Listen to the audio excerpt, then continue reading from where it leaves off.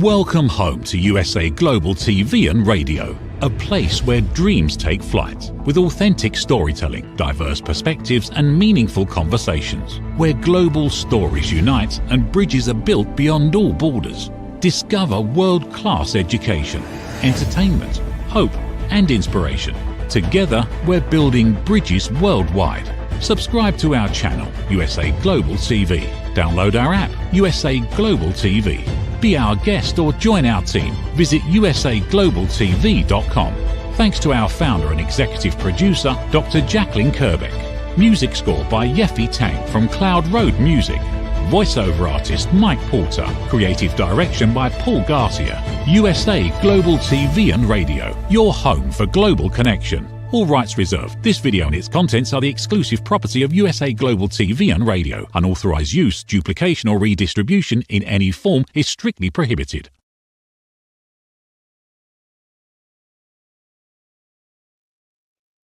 Howdy, red.olaughlin here. We're on Talking Heads on the USA Global TV and Radio Network.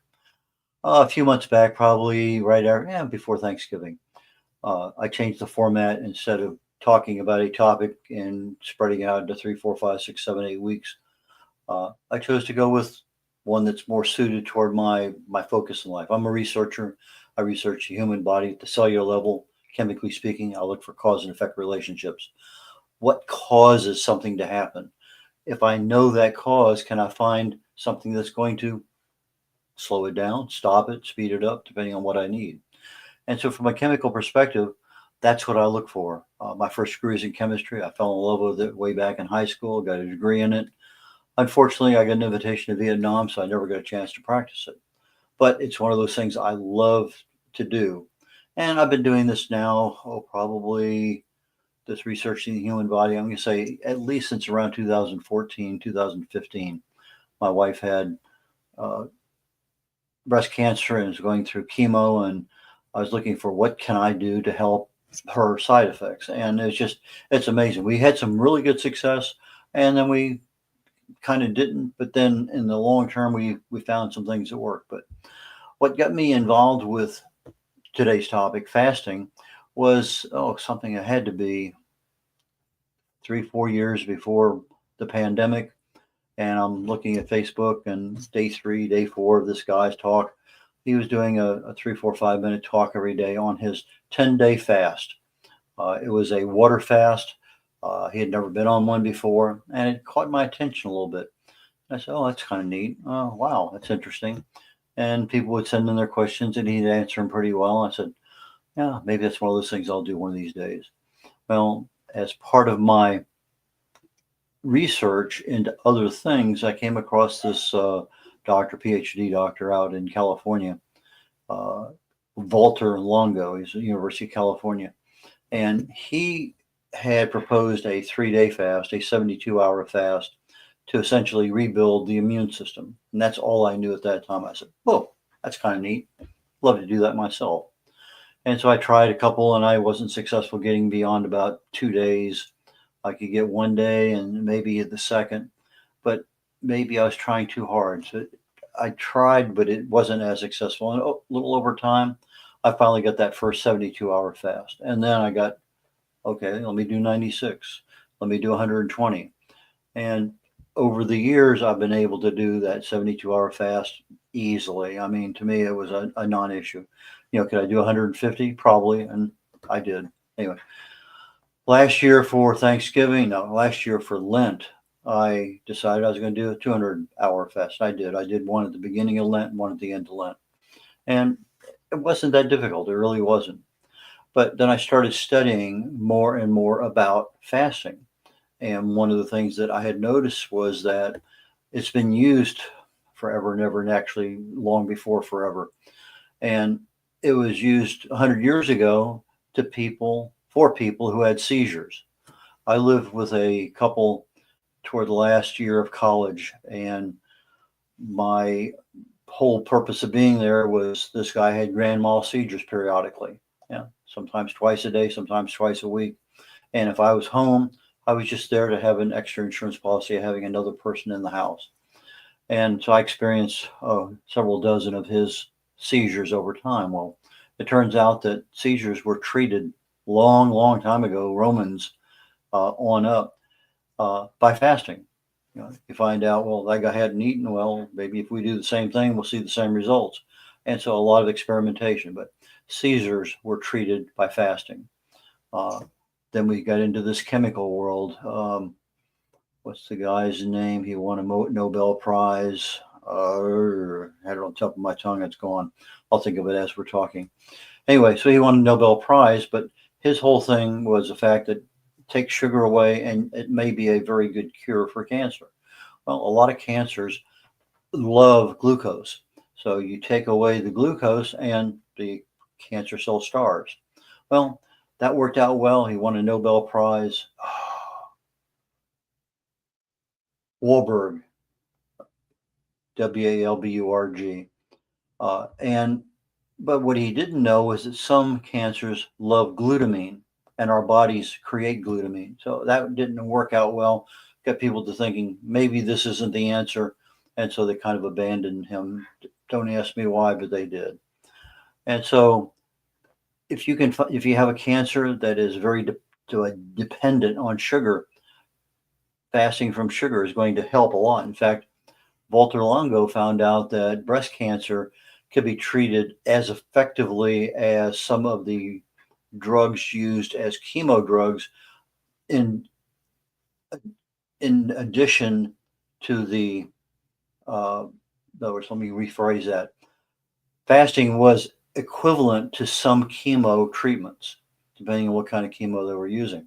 But if they used them together, they were much more effective.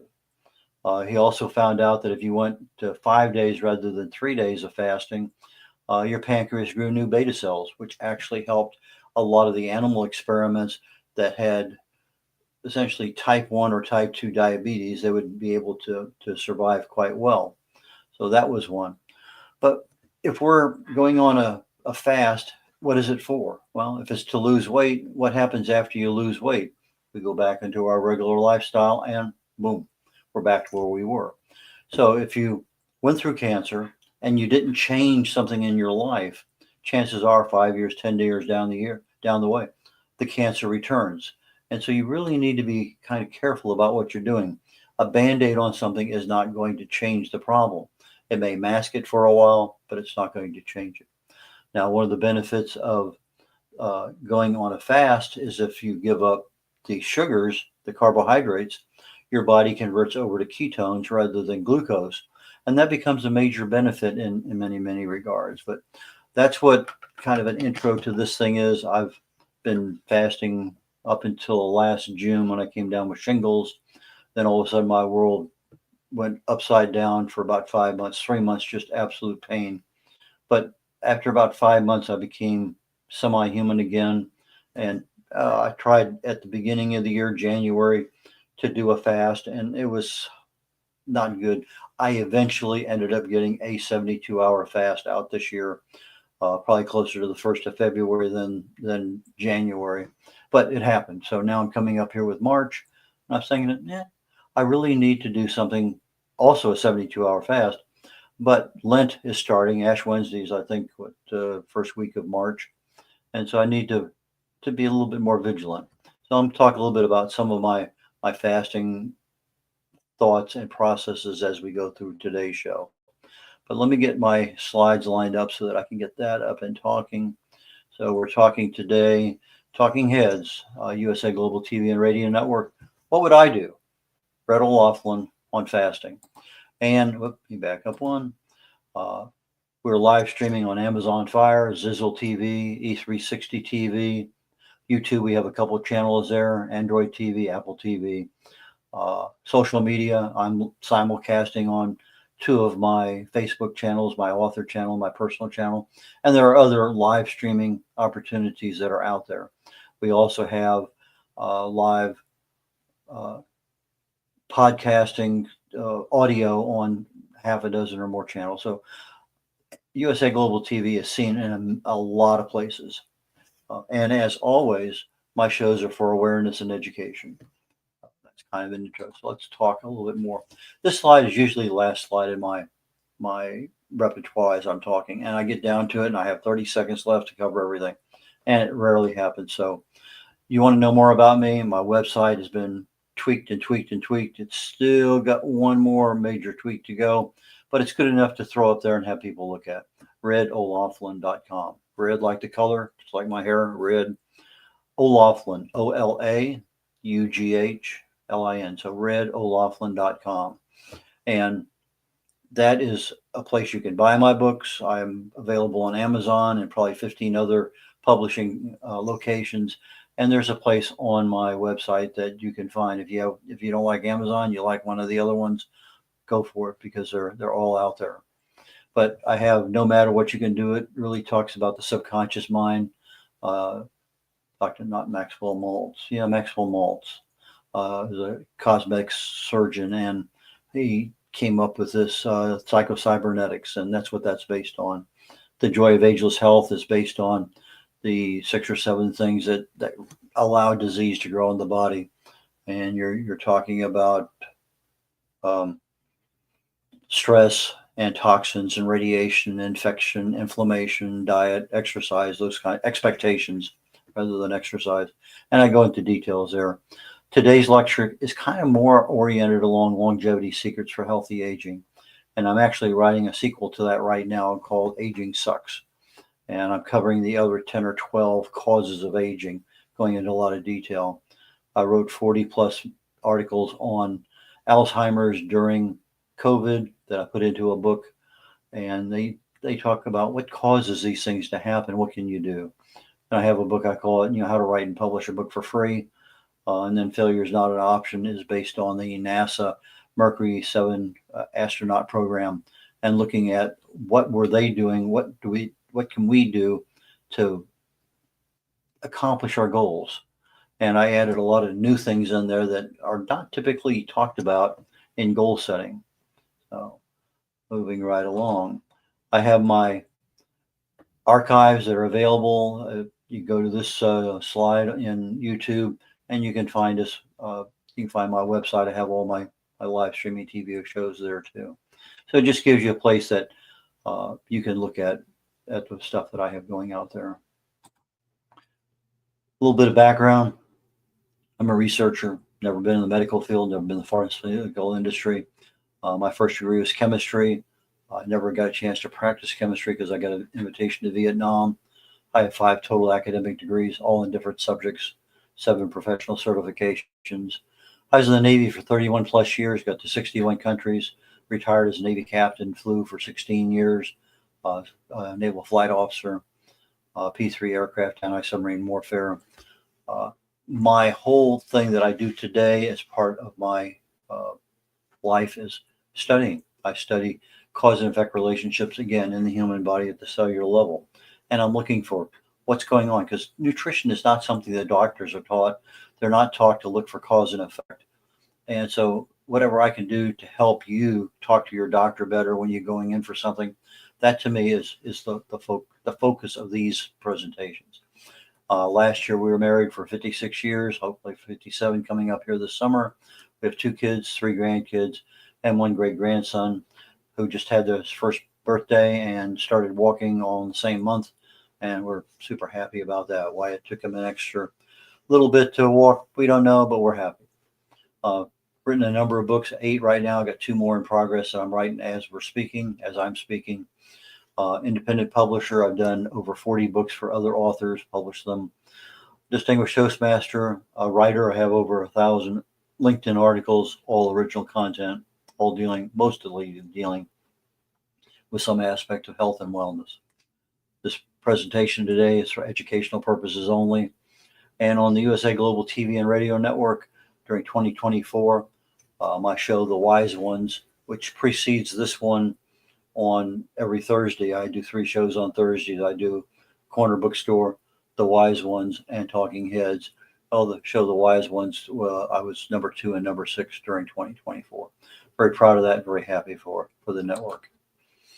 A few months ago, I started an accountability thing with getting ourselves ready for 2025. And I set some goals out, but the only real goal that's on here, there's a lot of numbers on here, but the only real goal I had was visceral fat. I wanted to reduce that down literally below 10, but right now my immediate goal is 11. And I've been showing this every week for the last few months. I think I'm going to start showing this once a month. I'm seeing incremental changes, not enough to shout home about.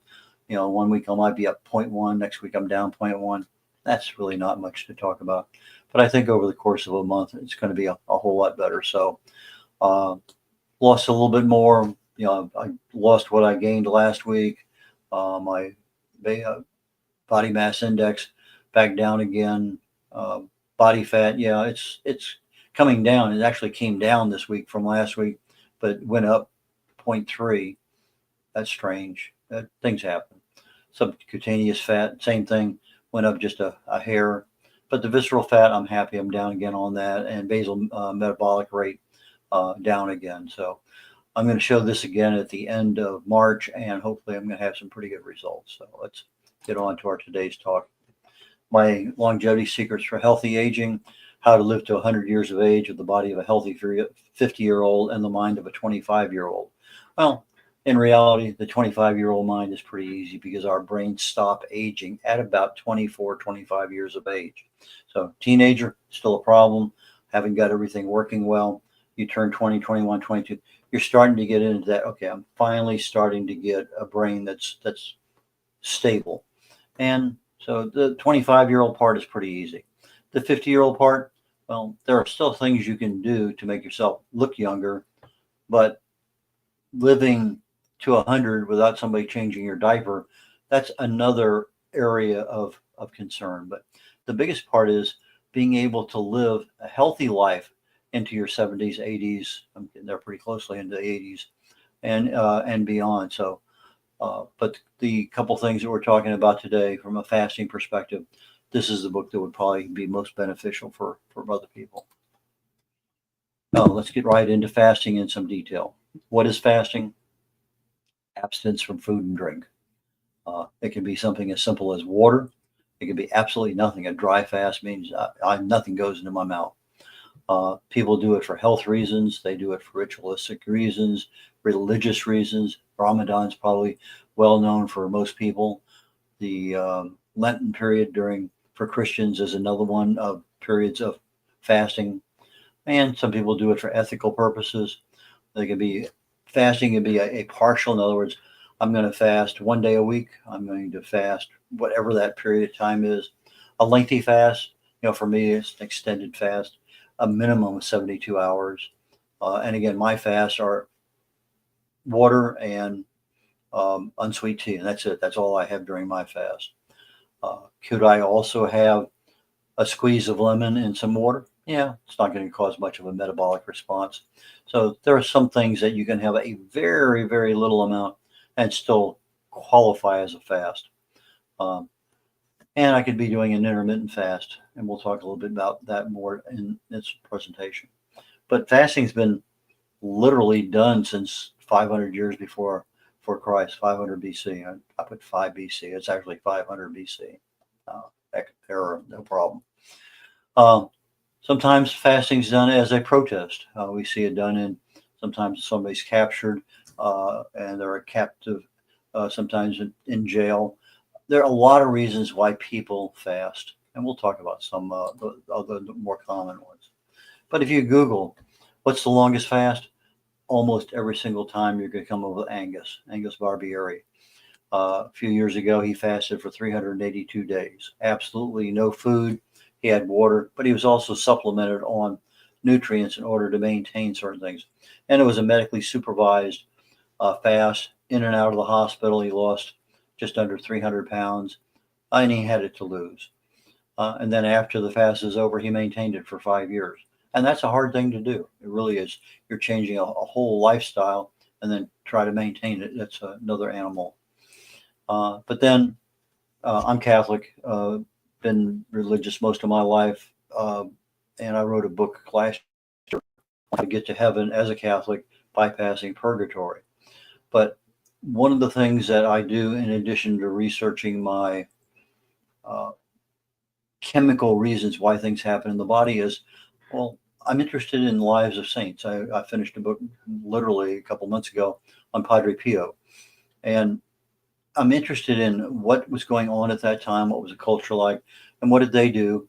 And to become a saint, you have to have some miracles that are performed in your name.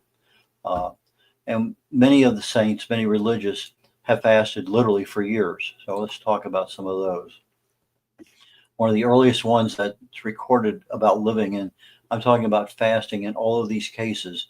All they had was what we call Holy Communion in the Catholic Church, a consecrated host, a piece of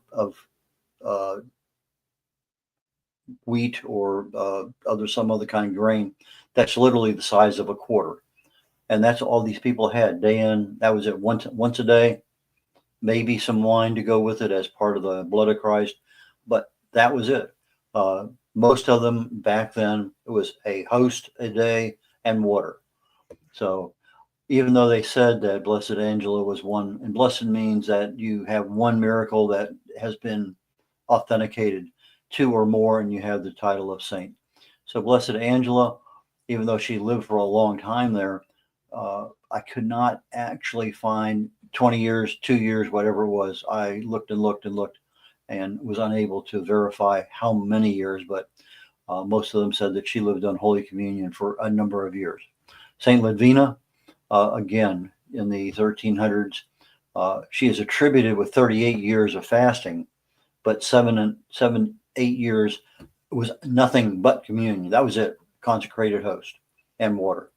St. Catherine of Siena, very well known for her fasting, has a lot more than 7 years, but 7 years is what they were able to medically document.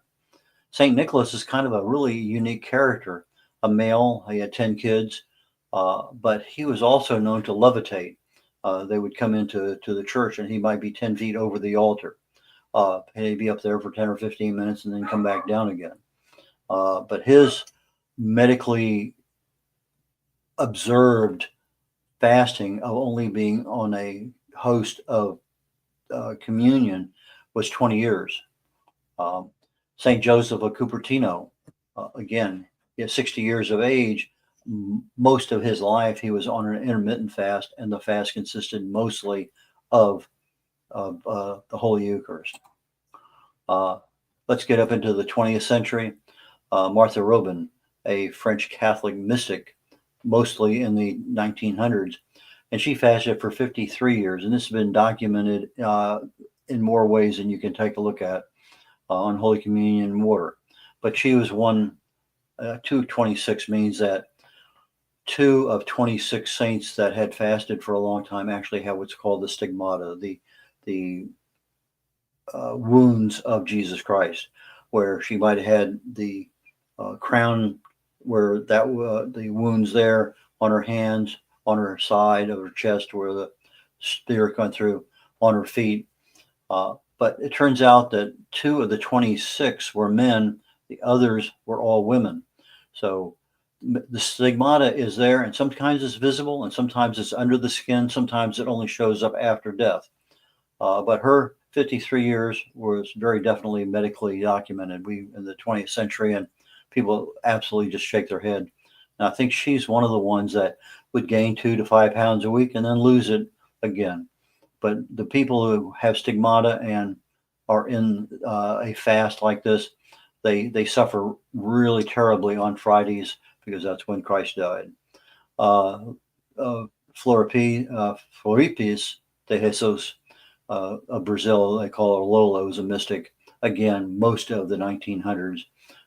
She's well documented as having fasted 60 years on only Holy Communion and water. Why? There has to be some kind of divine intervention. People can't live without wasting away. I mean, you stop eating and generally 20, 30 days, that's it. You're no mas. But with God's help, anything can be done in his name. Well, these people were in his name. Blessed Alexandrina de Costa, again, another 1900s, 13-year absolute fast, medically evaluated, nothing but Holy Communion and water. One that I've been studying here recently, because she has just an amazing background, is Therese Newman. She's a German Catholic mystic, also had the stigmata. and she fasted for 39 years, medically evaluated. And I'm talking about, they would lock her in a room with 4 people, and she was not allowed to have anything near her. Priest would come in, give her Holy Communion, and other than a glass of water, she had nothing. So when I talk about medically evaluated, that was the terminology being used, is that this doesn't make sense. She can't live that way unless God's protecting her. And so they would isolate her. She wasn't allowed to see her parents. She was allowed to see her sister, her kids, whatever it may happen to be at that time. They isolated her for a long period of time. And then they still observed her even after she had proven months and months and months of being able to go through a fast. So even though she had this ability to fast, which she wanted, I mean, in the early stages of this, a lot of the people here were offered food, they had it, and they threw it up because the food was not satisfying to them. The only thing that they could keep down and live was the consecrated host. So for me, I started well before the pandemic. Again, Dr. Walter Longo was the one who convinced me. But the Facebook observation that I mentioned at the very beginning, the guy fasted 10 days and he had a daily Facebook Live that he was doing. And I said, maybe one of these days I'll do that. And it took me, I'm going to say 5 months, 6 months before I could get into a routine of 72 hours. I get to 72 hours. I'm happy, really, really happy. But it didn't become a challenge. So I went to 96 hours, 120 hours, 150 hours. And I found it was relatively easy to do 120 hours, 5-day fast. It was not that difficult, again, for me. Last year, I started Lent with a 200-hour fast, and I ended Lent with a 200-hour fast.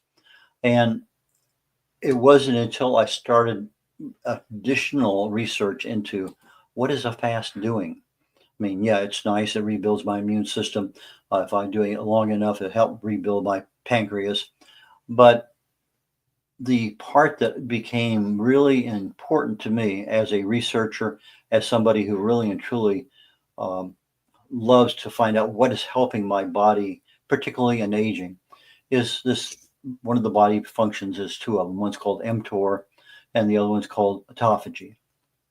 Well, 15, 16, 18 hours of fast will click on the switch for autophagy. It doesn't turn on like a bright light. It's actually starting at 1%. And over time, it's like loading a document. Over time, over 72 hours, it goes from 1% to 70 to 100% at around 72 hours. So autophagy is a normal function of the body. Most of us, unless we're in an area where we have fasting, it's like, I think the last time I really did a fast was SEER school, getting ready for Vietnam. SEER was survival, escape, resistance, and evasion training. And I'm in beautiful downtown, what is it called? There's a desert area in Southern California that they send everybody through before you go to Vietnam for survival training. And I can't think of it now. I would never forget the name of that place. But I did a 4-day fast there, and I was amazed at how well it worked. But anyway, the autophagy is essentially a cleaning of the cells in the body. If you think of somebody driving a trash truck down your bloodstream, and it stops at every cell in the body, every organ, every tissue, everything in the body, this trash truck stops at. He knocks on the door of the cell throws all the trash out, and in the process of throwing the trash out, it also sends out stuff to be recycled. And when the recycling truck comes by next, I'm trying to figure out here something. I'm getting a message, and I really need to find out if I have a problem. Warner Springs, my wife is watching the show. Beautiful downtown Warner Springs, California. I thought I would never forget the name of that place. But yes, it's everybody going to Vietnam went through Warner Springs, and those people who didn't go went to some cold weather school training up in Maine. But anyway, getting back to autophagy, our body has had the ability to clean the cells, and over a 72-hour fast, the cells are going to be cleaned. The stuff that can be recycled will be recycled, given back to the cells. And so now you have a nice clean cell.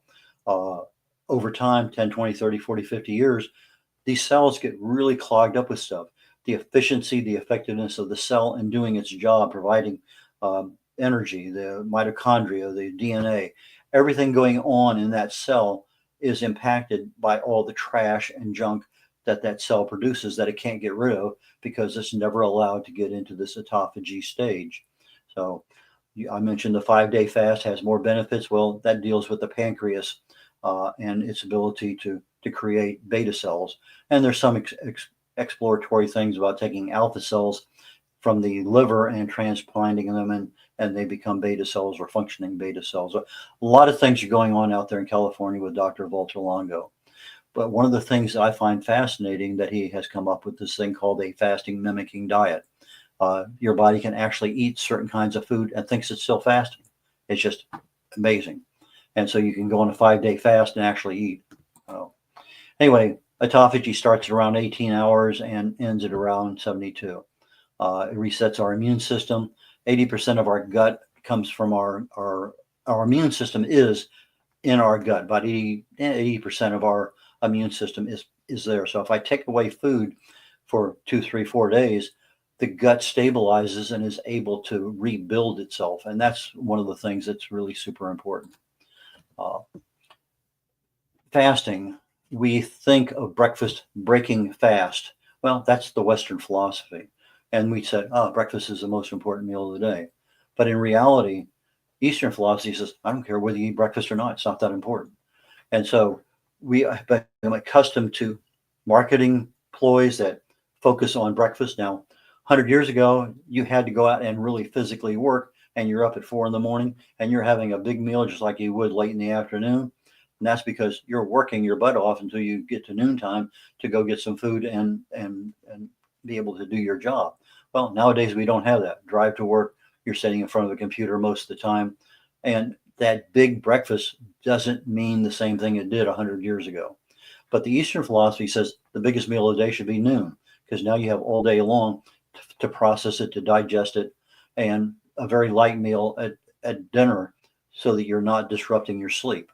Lots of things in there we get because that's the way it's been marketed to us.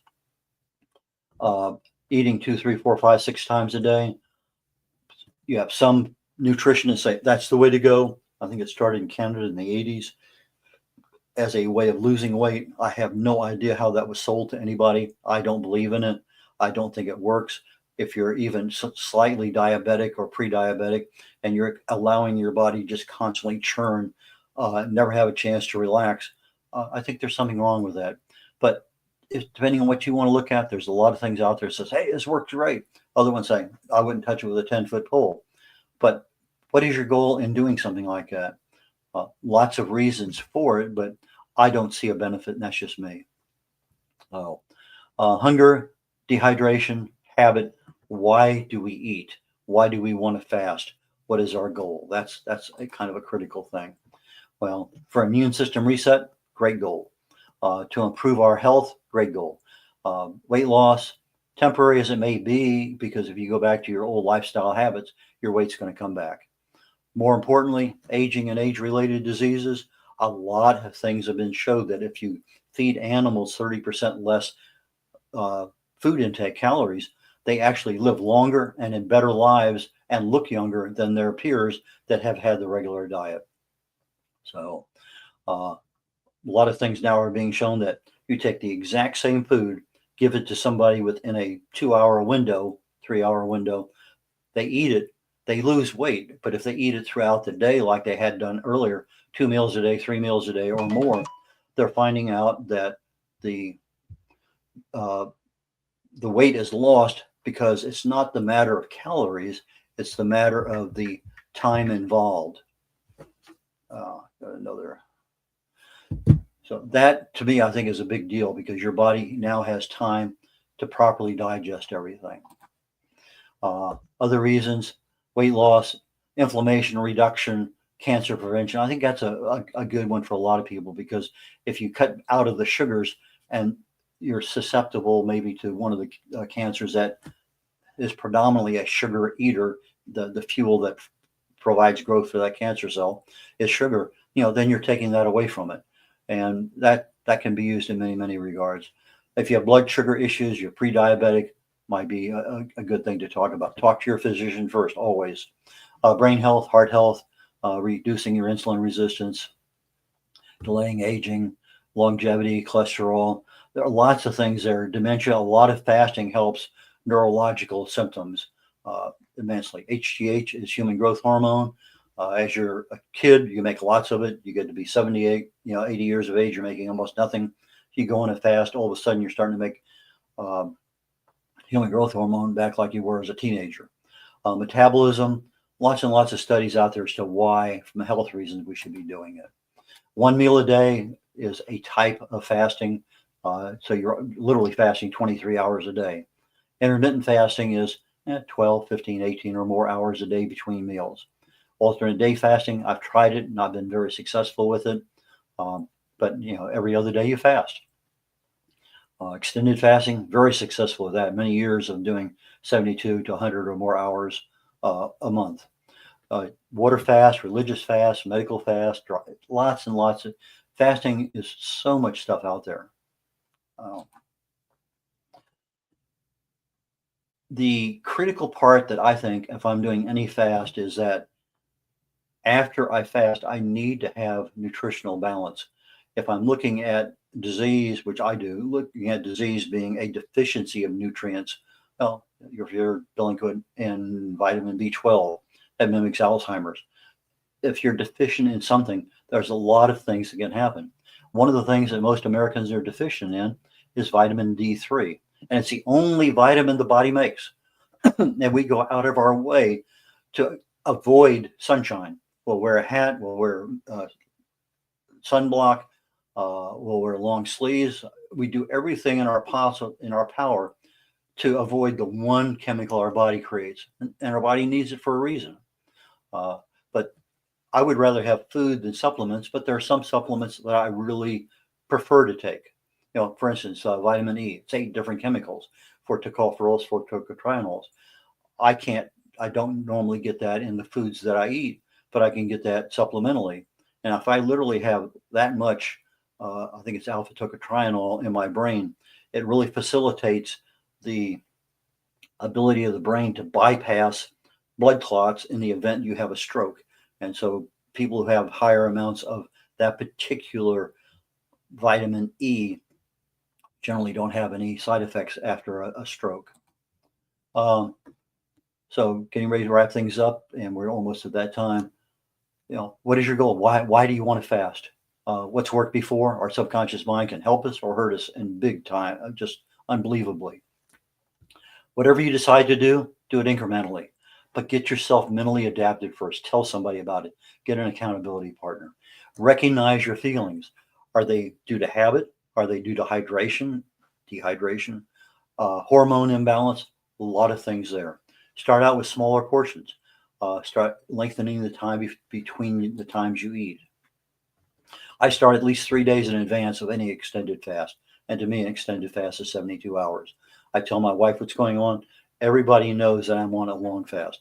I think accountability is critical. You don't need somebody coming in, hey, would you like a piece of key lime pie? Well, I'm on a fast. Well, I shouldn't have told you that. Okay.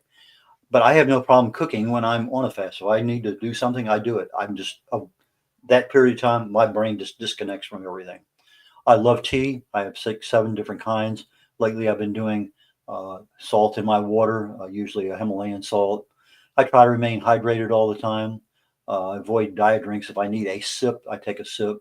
I've tried exercising between that. Not very successful because I have no glycogen in my muscles. And getting down here to the last one.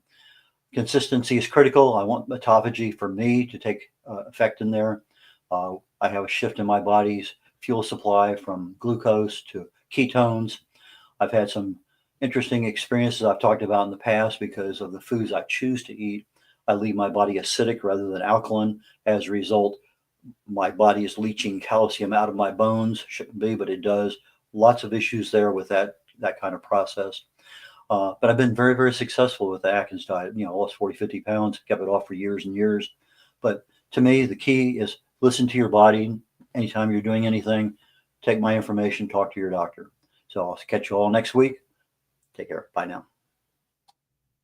USA Global TV and Radio proudly presents our partner and sponsor, Mr. Philip Sykes and the British School of Excellence.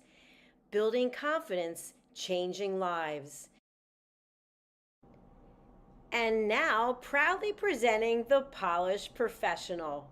On a transformative journey with the British School of Excellence's comprehensive suite of masterclasses, crafted to elevate your professional and personal life. 8 outstanding modules will elevate you to the next level.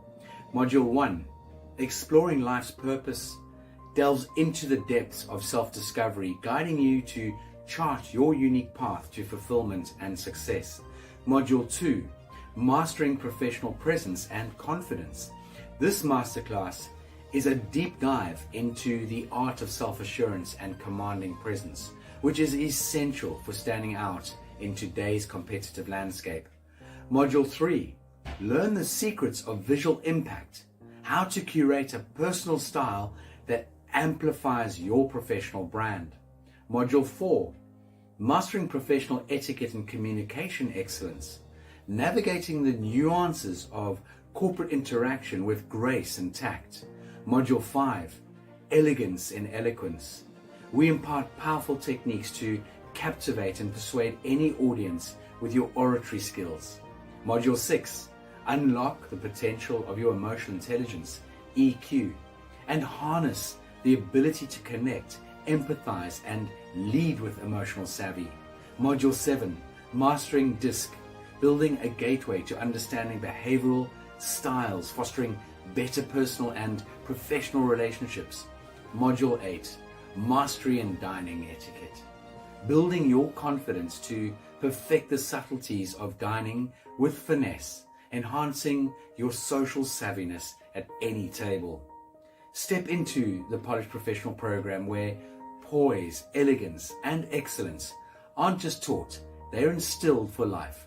Join us to redefine your potential and polish your professional edge.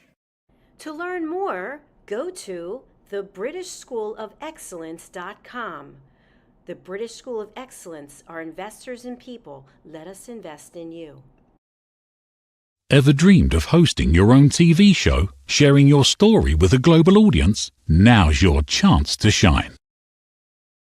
At USA Global TV and Radio, we make it easy for you to create, host, and broadcast your very own TV show. Whether you're a storyteller, entrepreneur, or industry expert, we help you bring your vision to life.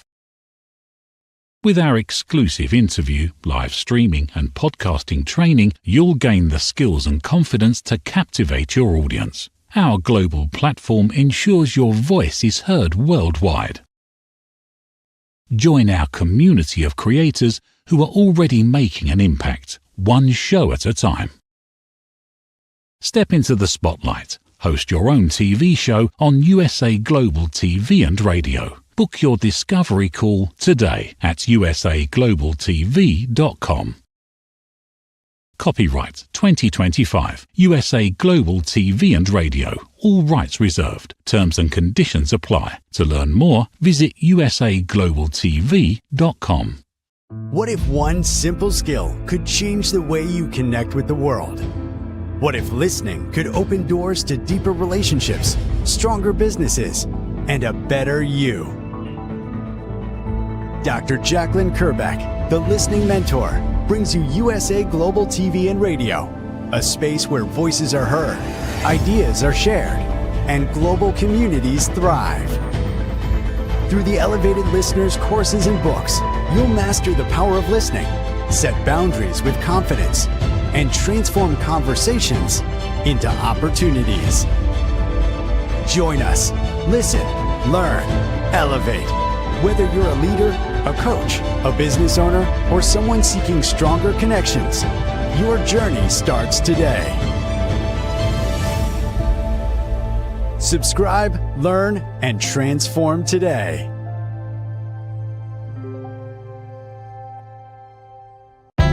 USA USA Global TV and Radio proudly presents Steve Klein Art at steveklein.art.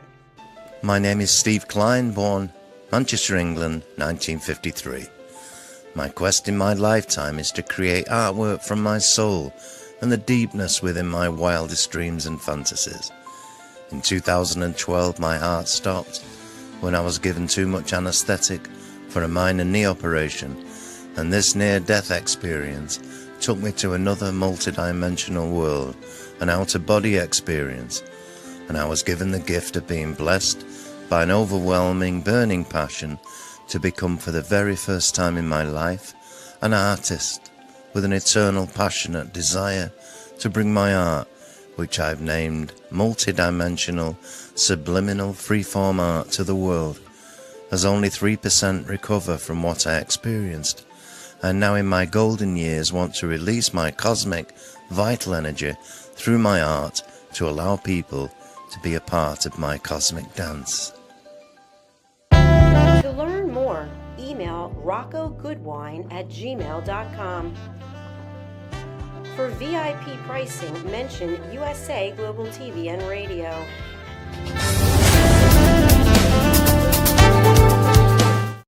Thank you, viewers and listeners of USA Global TV and Radio, for joining us today.